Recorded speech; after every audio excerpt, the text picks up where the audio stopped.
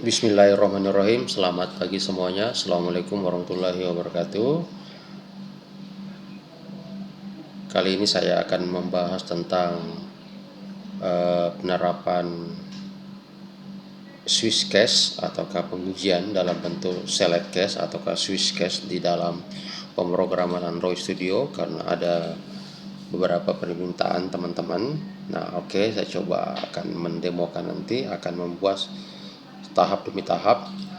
Nah, yang pertama dulu itu adalah kita harus tahu dulu cache itu seperti apa gitu ya. Nah, oke, langsung saja saya saya cari dulu cache itu seperti apa ya.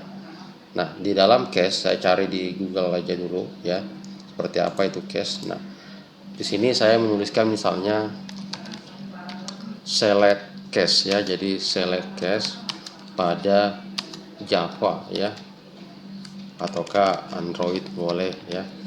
Nah, karena Java itu sendiri juga bagian daripada Android ya, jadi dia menggunakan bahasa pemrograman Java. Nah, di sini ada beberapa studi kasus gitu ya. Nah, ini menggunakan Java dan Kotlin, karena kebetulan di dalam Android juga selain Java juga menggunakan Kotlin. Nah, ini ada salah satu website yang saya akses. Nah, di sini ada sebuah ekspresi, jadi contoh di sini adalah ekspresi, kemudian ada case 1. Kalau case 1 jika dia benar maka dia kodenya apa gitu ya. Begitu pula dengan jika dia tidak benar maka dia ke case 2, kodenya apa kalau dia benar. Kalau tidak benar masuk ke case 3 dan seterusnya. Tetapi di bawah itu ada defaultnya. Nah, bagaimana penerapannya? Kita coba saya tidak masuk ke sini, saya coba langsung ke sini. Nah, ini adalah salah satu penerapan select cache-nya. Nah, pertama di switch dulu ya. Jadi num itu adalah sebuah angka gitu ya, sebuah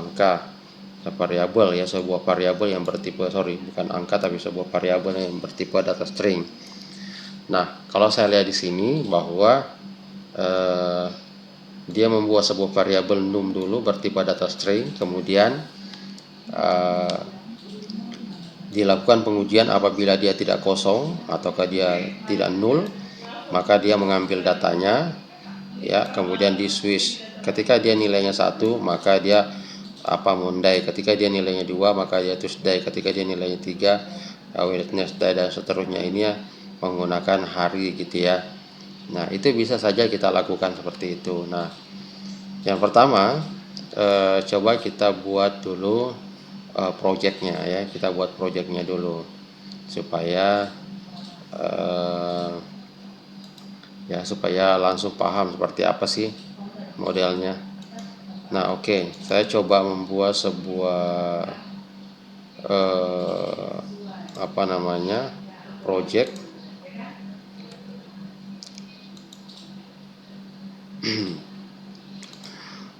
Nah, oke, di sini saya akan mencoba membuat sebuah project di dalam Android Studio. Saya pilih new project ya, kemudian saya pilih lagi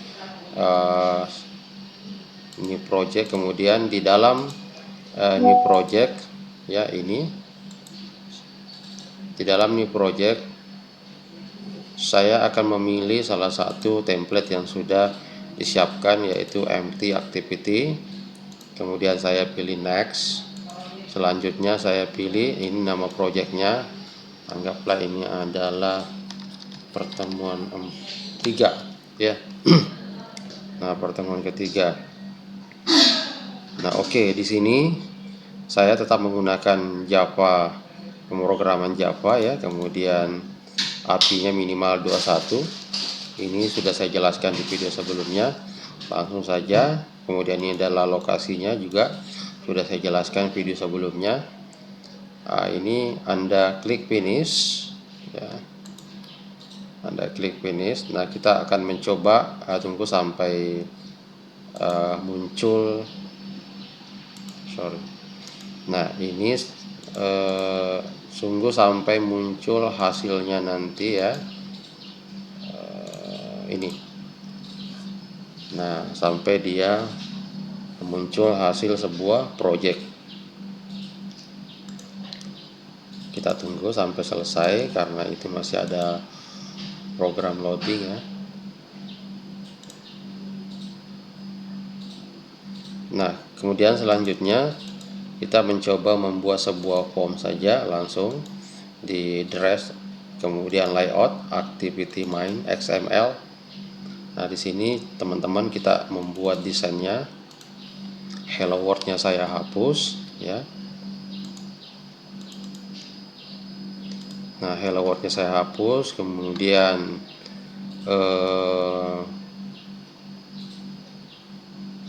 saya pilih teks.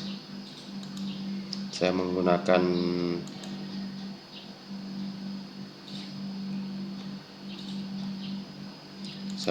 text view gitu ya, text view. Kemudian saya menggunakan button, plain text. Saya menggunakan plain text. Nah, di sini kita boleh menggunakan number gitu ya, boleh menggunakan number. Ya, saya ulang, saya menggunakan plain text atau number boleh. Kalau number berarti hanya bisa inputan number saja. Kemudian plain text nama, kemudian plain text apa namanya,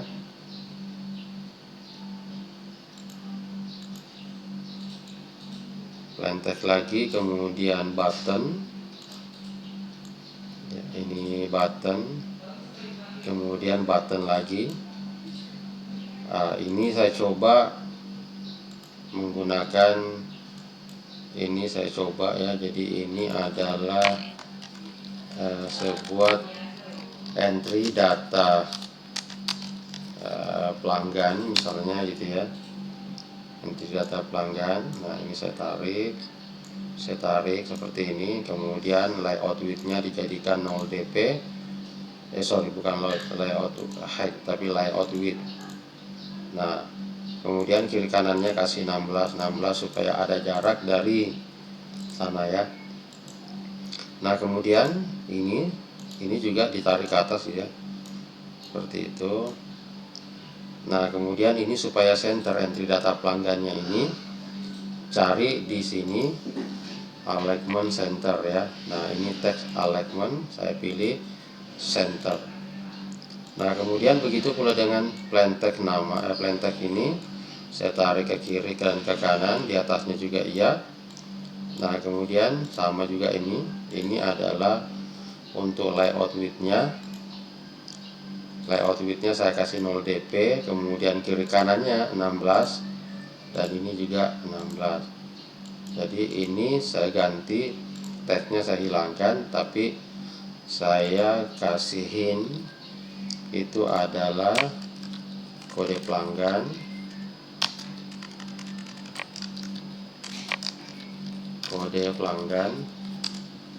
Nah, kemudian ini sama, ini adalah plain text, tarik atasnya, kemudian layout width-nya 0 dp, kiri kanan 16, kemudian 16, kemudian ini juga layout width-nya juga sama, layout width-nya ini 0 dp, kemudian ini 16, ini 16, ini saya kasih 8 lah ya, ini juga tadi jaraknya 8.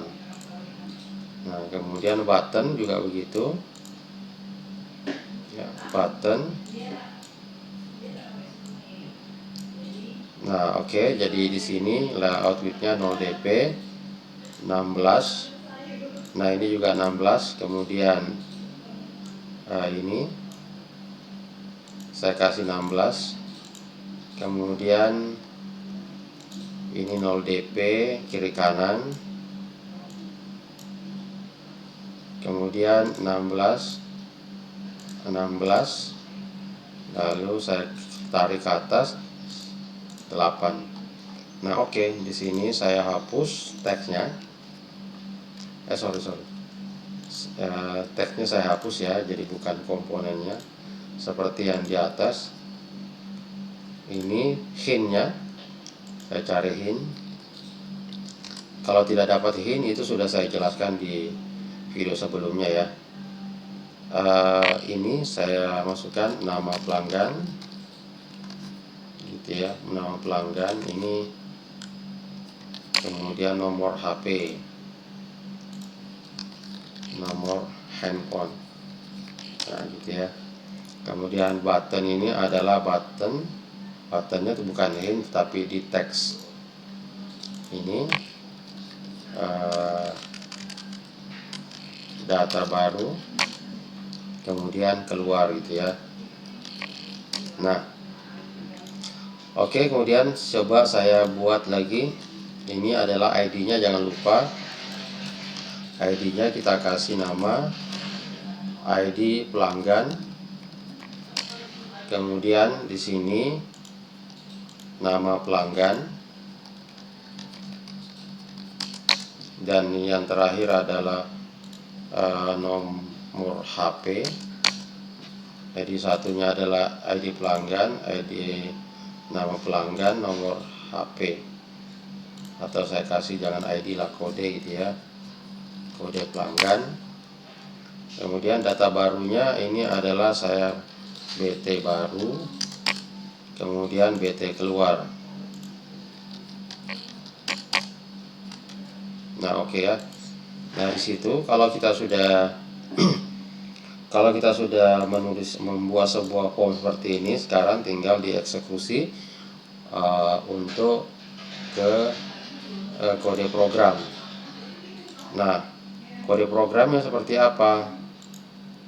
Kode programnya adalah seperti ini ya. Jadi kita masuk ke main activity, langsung saja di sini variabel apa. Jadi saya tambahkan privat. Pertama adalah kode, nama, dan nomor HP. Ini adalah miliknya siapa? Miliknya edit text. Oke, kemudian ada lagi button. Ada dua jenis komponen kita pakai, button. Kemudian ini adalah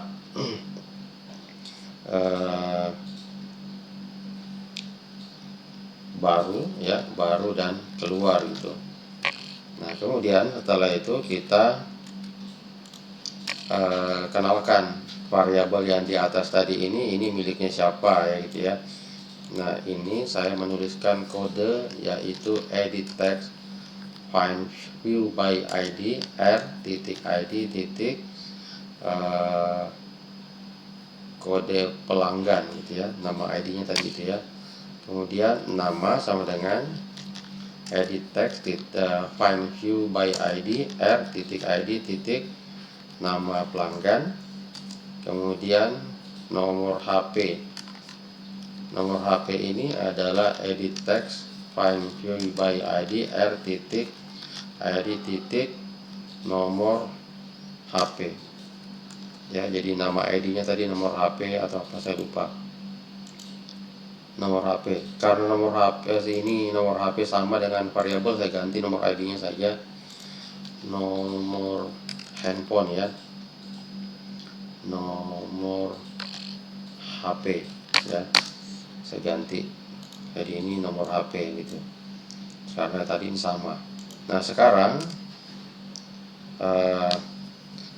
saya tetap menggunakan kode enter gitu ya. Kode di bawahnya ini kode titik set on click, set on key ya. Anda pilih set on key listener, new spasi view on click listener, on key listener. Nah, di sini sekali lagi ada pengujian ya, if i ya di dot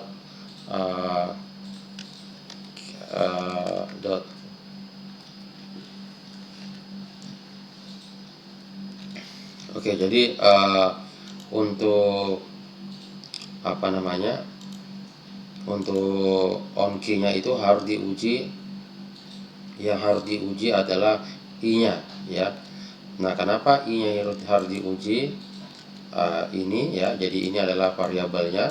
Jadi i ini adalah sama dengan i apabila nilai i-nya itu adalah key event ya. Eventnya apa? Yaitu key kode ya, key kode. Nah, klik kode enter. Nah, seperti itu ya. Maka dari sinilah programnya. Jadi apabila dis enter, maka muncul nanti programnya. Nah, kemudian apa yang saya uji di situ? Yang pertama adalah saya ambil nilai kode. Nah, berarti saya buat variabel bertipe data string encode. Ya, encode mengambil nilainya, berarti kode titik get text to string. Nah, oke ya. Nah, kemudian ini dilakukan pengujian gitu ya, dilakukan pengujian. Nah, kali ini semua saya buat dulu string n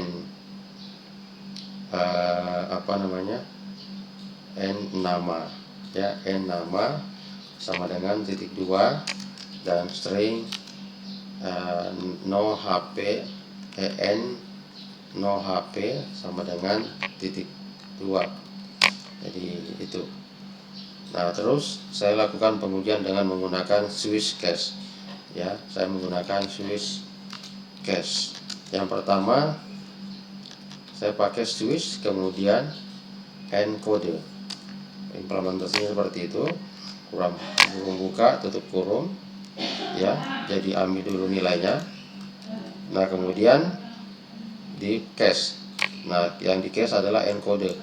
Misalnya cache-nya itu adalah pelanggan A001 P001 ya, titik pelanggan P001. Nah, itu apa yang dilakukan pada saat menggunakan pelanggan itu? Jangan lupa di akhir baris ya, setelah P001 itu dilakukan titik 2. Nah, P001 kemudian maka nama misalnya siapa gitu ya.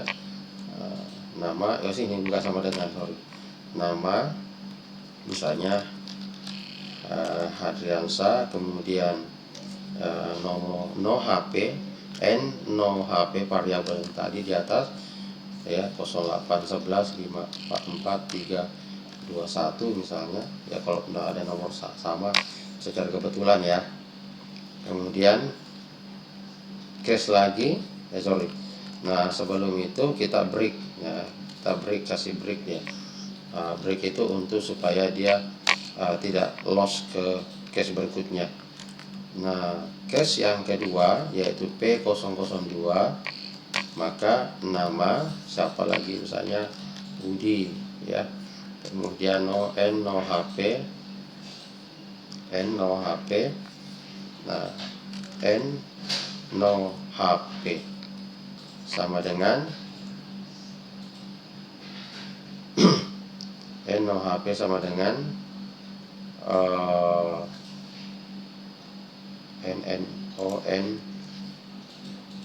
ini salah ya, n no HP variabelnya salah, n no HP nomor HP maksudnya ya.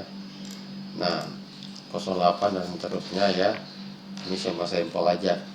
Nah, anggaplah 2 gitu ya. Nah, terus break lagi ya, break. Nah, tapi secara default, nah jangan lupa defaultnya apa ya, nama pasti kosong ya, bahwa jadi kalau tidak ada data ya dikosongkan gitu ya, no HP seperti itu. Nah, kemudian selanjutnya setelah di cache ya, setelah di cache semuanya sudah ada, maka tampilkan nilai-nilai yang tadi yaitu nama. Nah, kalau ditampilkan berarti set text ya, nama set text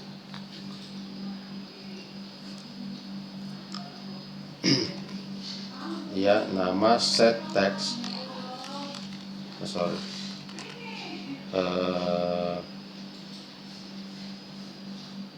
nama titik set text.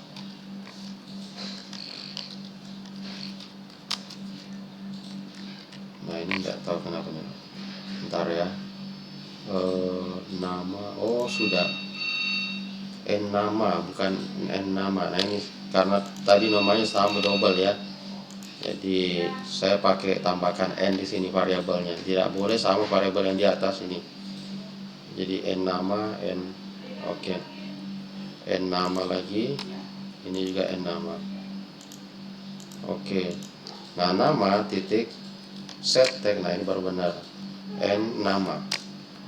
Kemudian n no hp titik set text no n no hp, jadi itu ya. Nah sekarang kita coba jalankan. Nah ini menggunakan switch case. Sekarang saya jalankan, tunggu sampai dia berhasil menampilkan sebuah emulator.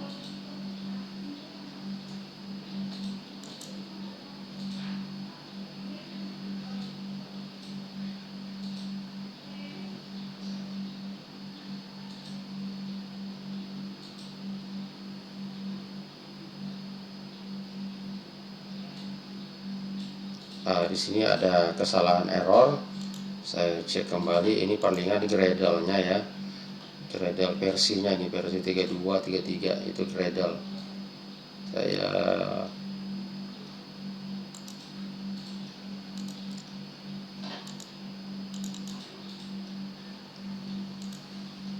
ini biasanya ini saya kasih 5 ya. Ini versinya kebesaran.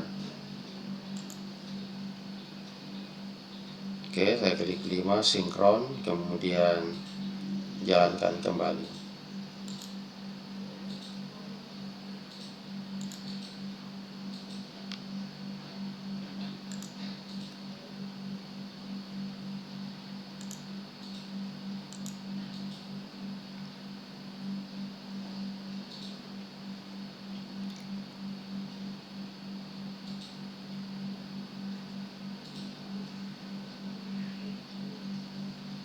Nah oke ya, jadi ini kosong ya secara defaultnya. Nah misalnya P001, jadi P001 enter, nah muncul ya. Kemudian P002 dan terusnya ya. Nah, tinggal masukkan data baru ya, tinggal komponen data barunya. Nah kalau data barunya itu ya boleh di sini ya. Jadi di sini kalau data baru, buttonnya dikenalkan dulu. Buttonnya berarti buttonnya variabelnya apa, yaitu baru sama dengan button ya, button find vid r titik id titik bt baru, kemudian keluar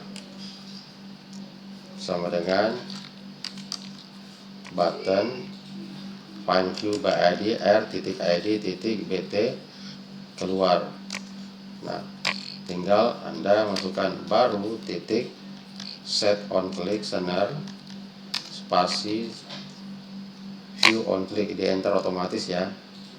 Nah maka di sini adalah nama titik set text titik 2 nomor HP titik set text titik 2, kemudian itu untuk kosongkan. Kemudian untuk keluar berarti set on click center new spasi view on click enter, sistem ini sistem titik exit 0 ya, kemudian finish. Oke, kita jalankan kembali.